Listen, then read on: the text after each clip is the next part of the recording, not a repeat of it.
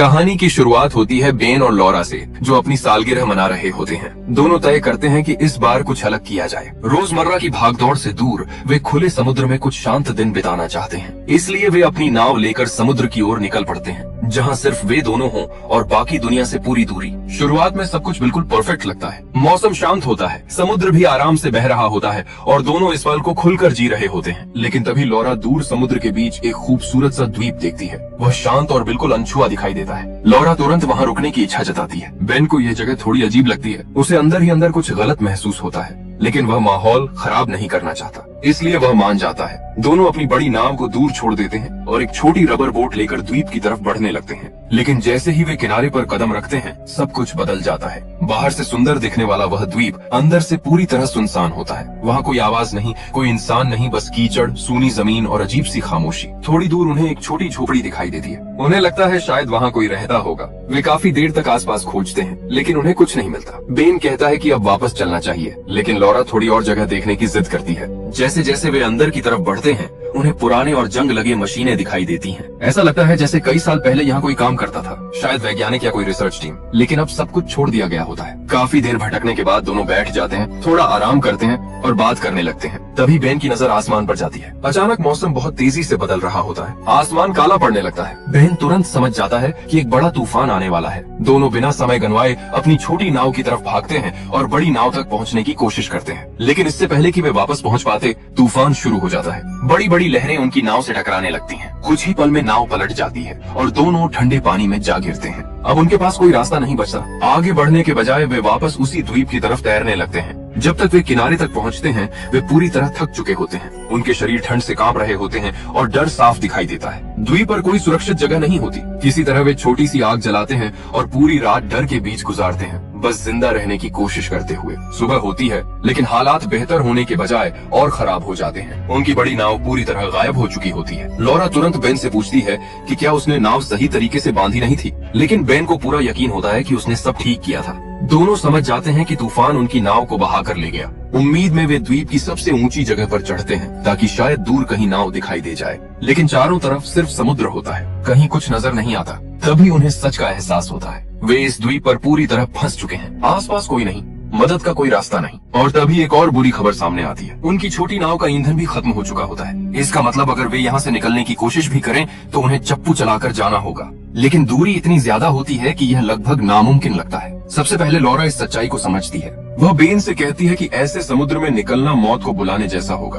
अगर एक और तूफान आया तो वे बच नहीं पाएंगे। फिलहाल यही द्वीप उनका एकमात्र सहारा है। लेकिन यहाँ जिंदा रहना आसान नहीं होता। धीरे धीरे भूख लगने लगती है, फिर प्यास और कमजोरी उन्हें परेशान करने लगती है। दोनों अलग अलग दिशा में जाकर पूरे द्वीप को फिर से खोजना शुरू करते हैं, उम्मीद करते हुए कि शायद कुछ काम की चीज मिल जाए।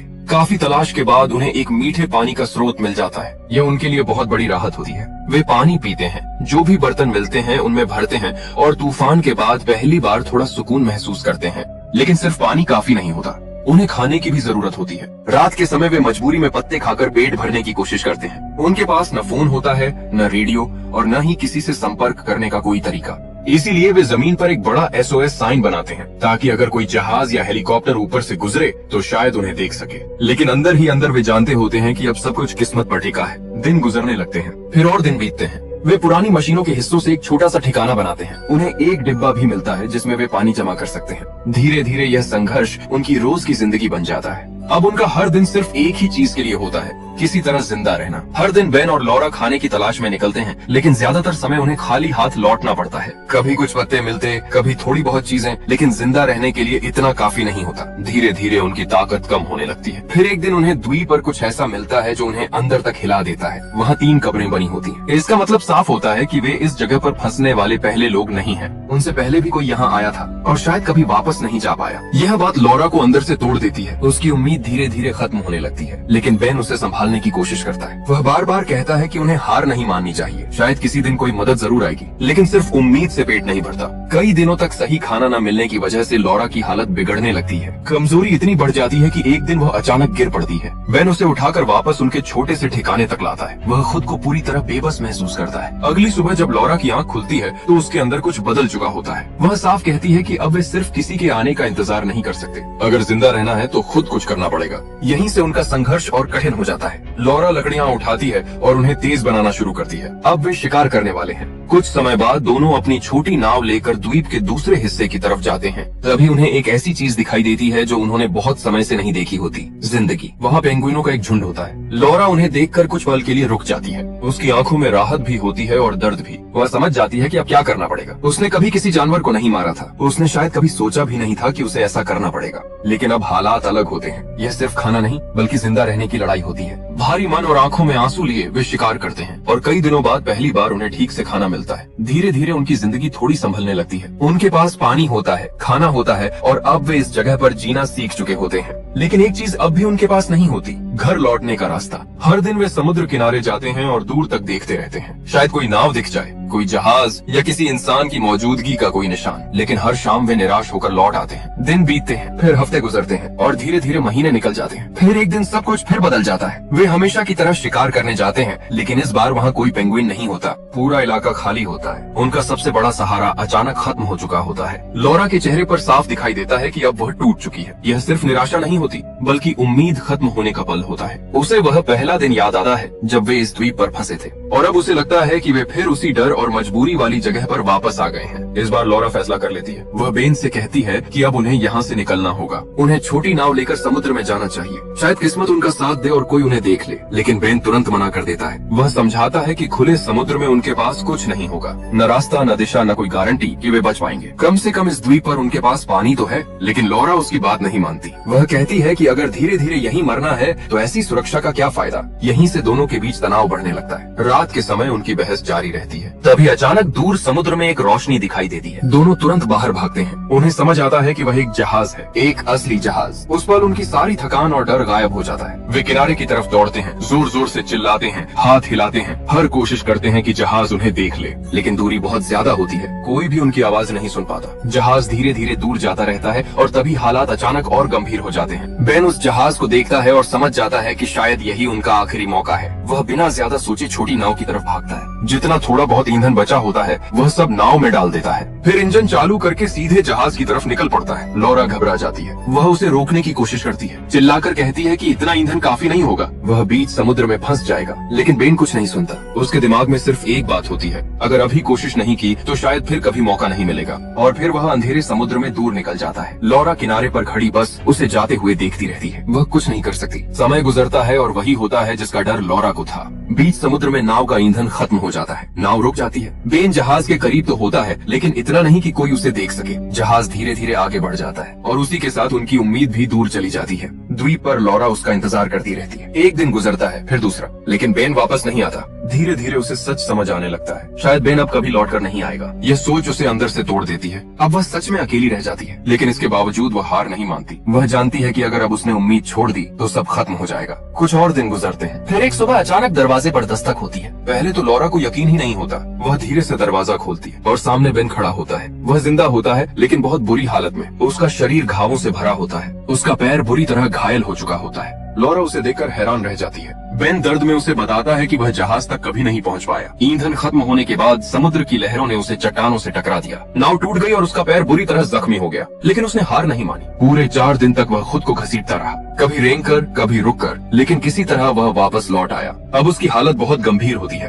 उसका पैर लगातार खून बहा रहा होता है। कोई डॉक्टर नहीं, कोई दवाई नहीं। ऐसे में लॉरा को खुद कुछ करना पड़ता है। वह हिम्मत जुटाती है और उसके घाव को खुद सिलने का फैसला करती है। दर्द इतना ज्यादा होता है कि बेन तुरंत बेहोश हो जाता है। यहीं से सब कुछ फिर बदल जाता है। अब बेन की जिंदगी पूरी तरह लॉरा के हाथों में होती है। लॉरा रोज उसकी देखभाल करती है, खाना ढूंढती है, पानी लाती है और उसे जिंदा रखने की पूरी कोशिश करती है। धीरे धीरे बेन की हालत सुधरने लगती है। समय बीतता रहता है। 1 महीने से भी ज्यादा गुजर जाता है। वे अब भी उसी द्वीप पर फंसे होते हैं। अब भी जिंदा रहने की लड़ाई लड़ रहे होते हैं। लेकिन तभी एक नया खतरा सामने आता है। सर्दी का मौसम शुरू हो जाता है। हवा बेहद ठंडी हो जाती है। पूरा द्वीप जमने लगता है। लॉरा समझ जाती है कि अगर वे यहाँ और रुके तो ठंड उन्हें खत्म कर देगी। इसलिए वह फैसला करती है कि अब यहाँ से निकलना होगा। लेकिन बेन अभी बहुत कमजोर होता है। वह कहता है कि वह इतना लंबा सफर नहीं कर पाएगा। लॉरा उससे बहस नहीं करती क्योंकि अंदर ही अंदर वह पहले ही फैसला कर चुकी होती है। लॉरा समझ चुकी होती है कि अब इंतजार करने से कुछ नहीं बदलेगा। इसलिए वह अकेले जाने का फैसला करती है। वह चुपचाप तैयारी करने लगती है क्योंकि उसे पता होता है कि शायद यह उसकी आखिरी कोशिश हो सकती है। वह जितना थोड़ा बहुत खाना और पानी बचा होता है उसे इकट्ठा करती है। कुछ सामान बेन के लिए छोड़ देती है ताकि उसके पास भी जिंदा रहने का सहारा रहे। फिर बिना किसी शोर के, बिना कुछ कहे वह अकेली निकल पड़ती है। उसके पास कोई साफ रास्ता नहीं होता, न ही यह भरोसा कि उसे मदद मिलेगी। बस एक ही मकसद होता है, किसी तरह मदद ढूंढनी है। लेकिन सफर शुरू होते ही मुश्किलें सामने आने लगती हैं। ठंड बेहद खतरनाक होती है। हर कदम के साथ उसका शरीर कमजोर पड़ने लगता है। पहला दिन गुजर जाता है लेकिन उसे कुछ नहीं मिलता। दूसरा दिन भी बीत जाता है, फिर भी कोई उम्मीद नजर नहीं आती। तीसरे दिन तक उसकी हालत बहुत खराब हो चुकी होती है। वह पूरी तरह थक जाती है। उसका शरीर अब पूरी तरह जवाब देने लगता है। एक वक्त पर वह बर्फ में गिर जाती है और हिल भी नहीं पाती। ऐसा लगता है जैसे अब सब खत्म हो गया है। वह वहीं लेटी रहती है, बस खाली नजरों से आसमान देखती है, मानो अब आगे कुछ बचा ही नहीं। लेकिन तभी उसके दिमाग में एक बात आती है, अगर वह यहाँ मर गई तो बेन भी नहीं बचेगा। यही सोच उसे वापस खींच लाती है। वह अपनी बची हुई आखिरी ताकत इकट्ठा करती है और किसी तरह खुद को उठाती है। फिर कदम दर कदम बहुत मुश्किल से आगे बढ़ने लगती है। शरीर टूट रहा होता है लेकिन वह रुकती नहीं। और फिर दूर उसे कुछ दिखाई देता है, एक छोटा सा लाल रंग का भवन। पहले तो उसे यकीन ही नहीं होता, लेकिन जैसे जैसे वह करीब जाती है साफ हो जाता है कि वह एक रिसर्च स्टेशन है। वह आखिरी ताकत लगाकर अंदर भागती है लेकिन वहाँ कोई नहीं होता, सिर्फ खामोशी होती है। एक पल के लिए उसे लगता है जैसे यह भी कोई मजाक हो, लेकिन फिर उसकी नजर चारों तरफ जाती है। वहाँ खाना, गर्म कपड़े, बिस्तर, कंबल और हीटर होता है, यानी हर वो चीज जो उन्हें इतने दिनों से चाहिए थी।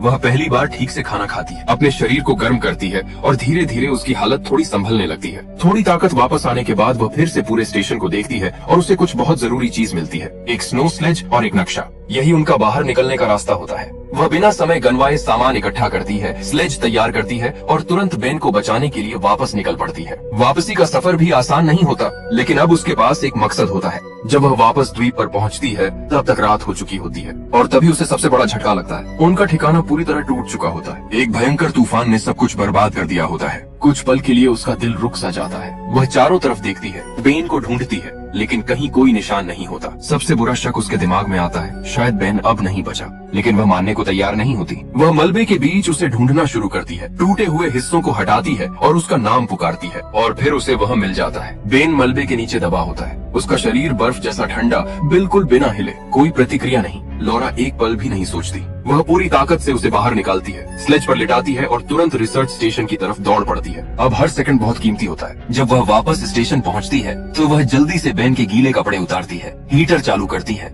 उसे गर्म कपड़ों में लपेटती है और बस इंतजार करती है। सेकंड मिनट जैसे लगते हैं और मिनट घंटों जैसे, लेकिन धीरे धीरे बेन के शरीर में हलचल शुरू होती है, उसमें जान वापस आने लगती है और फिर वह अपनी आंखें खोलता है, जिंदा। बेन चारों तरफ देखता है, उसे कुछ समझ नहीं आता। गर्मी, खाना, सुरक्षित जगह, सब कुछ उसे सपने जैसा लगता है। लेकिन लॉरा उसे गले लगा लेती है और कहती है कि यह सच है, अब वे सुरक्षित हैं। पहली बार इतने लंबे समय बाद उनके पास एक सुरक्षित जगह होती है, गर्माहट होती है, खाना होता है और सबसे बड़ी बात, अब उन्हें हर पल जिंदा रहने की जंग नहीं लड़नी पड़ती। वे मुस्कुराते हैं, यहाँ तक कि थोड़ा हंसते भी हैं, क्योंकि उन्होंने हर मुश्किल को पार कर लिया होता है। कुछ शांत दिन बीतते हैं और फिर वह पल आता है जिसका वे इतने समय से इंतजार कर रहे थे, एक जहाज। लेकिन इस बार वह गुजरता नहीं है, वह सीधे स्टेशन पर आता है। एक रेस्क्यू टीम वहाँ पहुँचती है और आखिरकार वे दोनों बचा लिए जाते हैं। हर वो पल जब लगा था कि अब सब खत्म हो जाएगा, उन्होंने साथ मिलकर उसे पार कर लिया और इसी एहसास के साथ कहानी खत्म होती है।